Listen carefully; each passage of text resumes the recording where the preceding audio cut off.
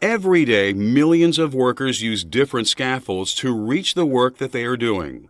And more often than not, a supported scaffold is what they choose. Held up by a framework of support beams, these scaffolds enable work to be performed safely when people have to be up off the ground. One of the good things about scaffolding is that it both provides employees with a walking and working surface, as well as gives them a place to store tools, equipment, and the materials that they need. But scaffolds can also be hazardous. Thousands of workers are injured every year and more than 50 are killed using scaffolds, often by falls. In this program, we'll take a close look at how supported scaffolds are constructed and the hazards that are associated with them. We'll also discuss the regulations that have been established to reduce potential hazards and review procedures that employees should follow to work with them safely.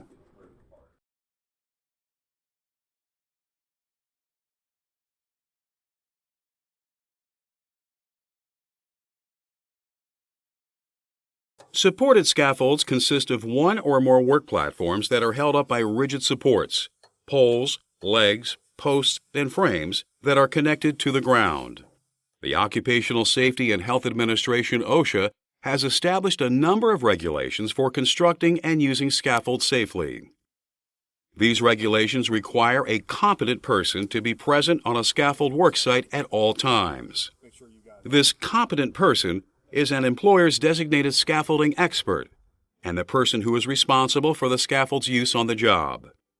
Specifically, the competent person's responsibilities include designing the scaffold, supervising its construction, ensuring that all safety requirements are met, and resolving any issues that arise with the scaffolding during the project. For example, before a scaffold is built, the competent person must identify any electrical hazards that exist in the work area. A scaffold that is constructed too close to electrical equipment such as power lines could expose workers to an electric shock, which could result in a serious injury or even death. So a competent person will design the scaffold structure to ensure that equipment and employees are kept at a safe distance from any electrical hazards as specified in the OSHA regulations. The OSHA regulations also require that workers should be trained in the proper placement, assembly, and disassembly of a supported scaffold. They must receive training on the safe work procedures and equipment they should use when using a scaffold as well, including fall protection. For instance, it's important to keep clutter to a minimum when you are working on a supported scaffold. A platform that is covered with tools, materials, and debris can create serious slip, trip, and fall hazards. Clutter can also slide or be kicked off a scaffold platform and fall on someone who is working or passing below. Extra materials or equipment on a scaffold can tempt workers to use them as makeshift ladders or stools to extend their reach too. But since they are not really stable, they are likely to slip or tip, which can result in you losing your balance. To prevent mishaps and injuries when you're working on a scaffold, you should put tools and equipment away when you're finished with them. Avoid bringing excessive amounts of materials onto the platform, and clear away all trash and debris as soon as possible, at least at the end of your shift.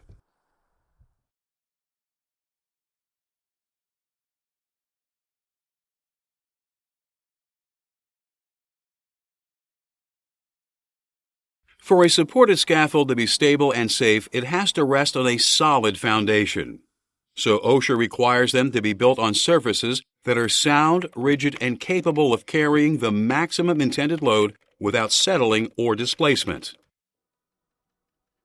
The maximum intended load is basically the combined weight of the people, equipment, tools, materials, and all other weight that could be reasonably anticipated to be applied to a scaffold. Once the competent person has calculated what this weight will be and determined that the ground on the worksite will support it, the surface will often have to be cleared and leveled. Any obstacles such as machinery, construction materials, and bushes or shrubs that could interfere with the placement of the legs of the scaffold should be removed. The ground may also have high and low spots that will need to be smoothed out. In the process, any loose earth should be compacted to prevent it from settling under the weight of the scaffold. In many situations, it's a good idea to place wood or metal mud sills under the bases of the scaffold's legs. These large flat plates help prevent the legs from sinking into the ground. Never use makeshift supports, such as cinder blocks, for this. They could slip or break and cause the scaffold to collapse. Only components that have been specifically manufactured for use with the scaffold should be used in its construction. Screw jacks are another device that can help to level out a scaffold. They allow each leg on the scaffold to be raised or lowered independently in order to fine-tune the leveling process. Once a safe, solid base has been established, the scaffold's framework can be assembled.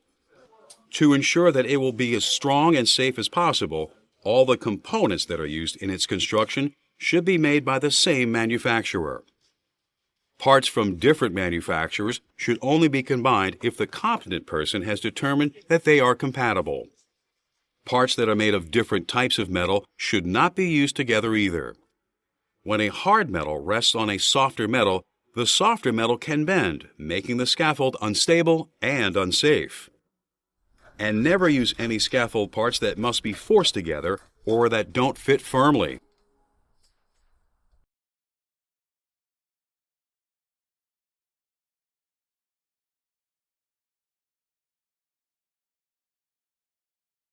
The purpose of any scaffold is to provide a safe and secure platform at a location where work must be done off the ground.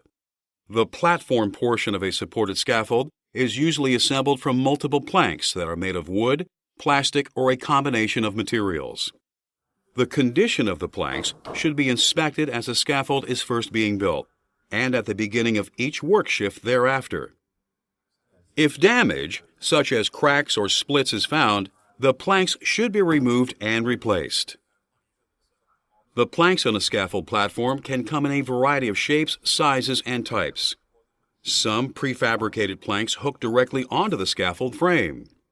Others need to be seated securely by overlapping the frame supports, called put logs, at both ends. In these cases, the ends of the planks should extend over the put logs from 6 to 12 inches. Planks that overlap more than 12 inches could tempt someone to step on the extension, which could cause the plank to tip and the worker to fall. If the planks extend less than 6 inches past the put log, the vibration of people working on the platform could gradually shift them and they could eventually fall off. When you're placing multiple sets of planks lengthwise to create an extended scaffold platform, the ends of the planks should normally overlap by at least 12 inches. Planks can also be abutted or laid end to end without overlapping, but in that case, both ends of every plank must rest on their own supporting put logs. For the best stability, the planks in a scaffold's platform should lie across the put logs at right angles. When this is impossible, such as when the scaffold changes direction or turns a corner, planks that have to cross the put logs at a different angle should be laid down first. Then any planks that will cross the supports at right angles should be laid on top to anchor the others. OSHA regulations also address the width of the platforms on scaffolds. Most platforms should be at least 18 inches wide, but where space is limited, the competent person can allow 12-inch platforms to be used. When these narrower platforms are located more than 6 feet above the ground, OSHA requires that guardrails be installed, and workers must wear personal fall protection gear as well. Guardrails and personal fall protection must also be used anytime a scaffold platform is positioned more than 14 inches away from the surface that is being worked on. The only exception to this rule is for lathing and plastering operations. For this type of work, the distance between the scaffold and the work surface can be as much as 18 inches, and guardrails and personal fall protection are not required.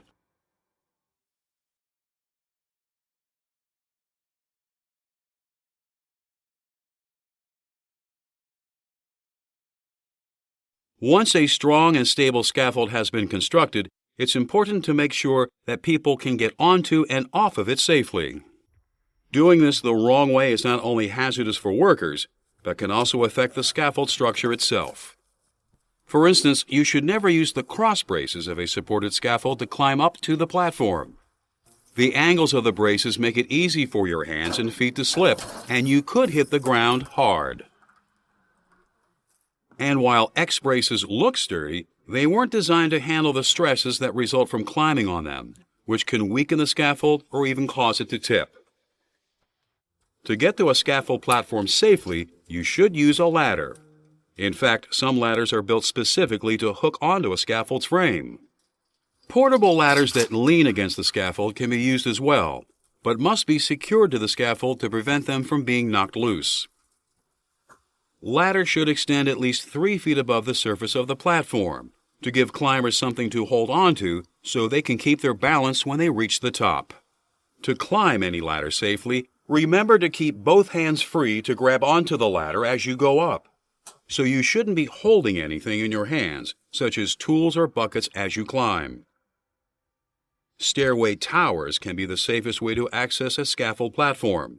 They are built right onto the scaffold's frame. OSHA requires stairway towers to have handrails attached to both sides of their steps.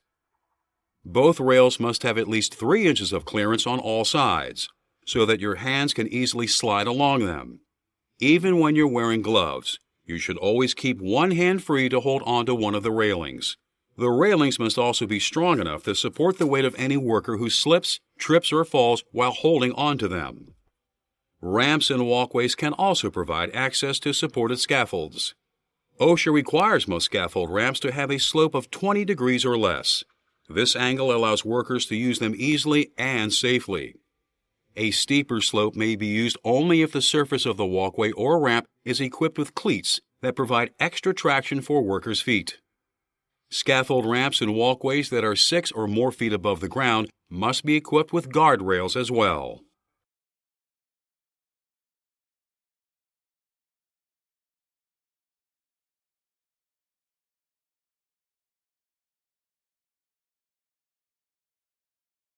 Falls are the leading cause of fatalities in construction and result in almost 20% of disabling injuries that occur in general industry. So fall protection is especially important when you work in a supported scaffold, and OSHA has established specific scaffold-related fall protection requirements that you need to know about.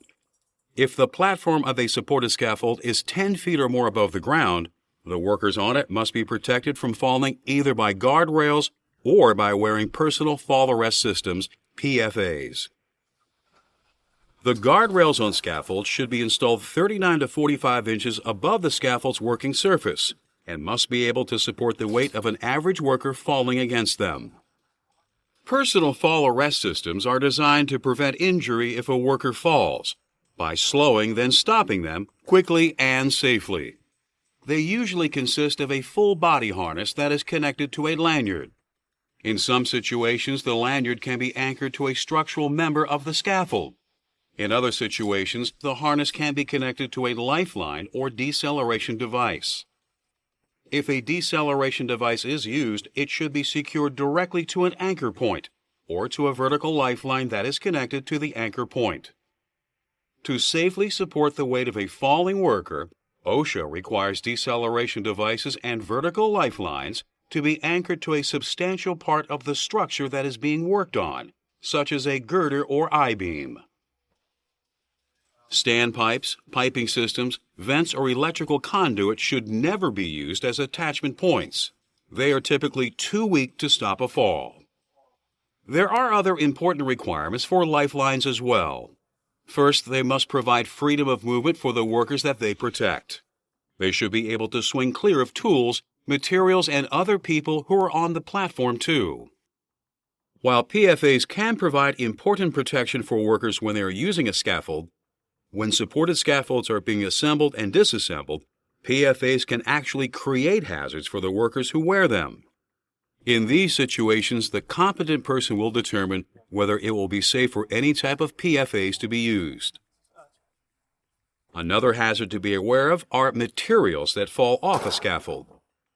Objects such as tools, building materials, or debris can create serious struck-by hazards for anyone working or passing underneath. So signs should be posted below the scaffold, warning people about the falling object hazards, and advising them to wear a hard hat. To help prevent these problems, the scaffold itself should be equipped with towboards, screens, and debris nets.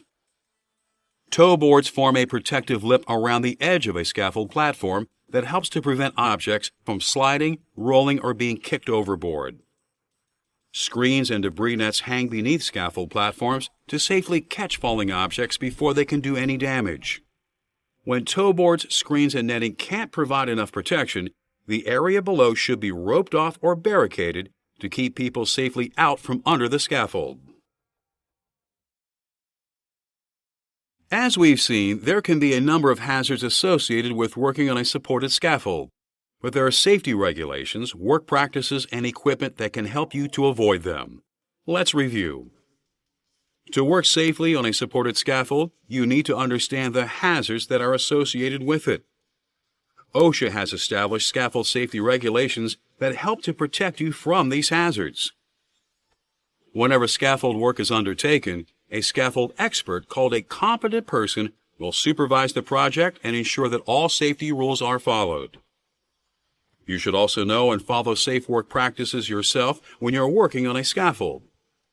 And be sure you understand the fall protection measures that should be taken when using supported scaffolds, and remember to wear PFAs if necessary. Now that you understand the hazards that are associated with working on supported scaffolds, and know the equipment and safe practices you should use to avoid them, you can help ensure that you hit the ground safely at the end of every day.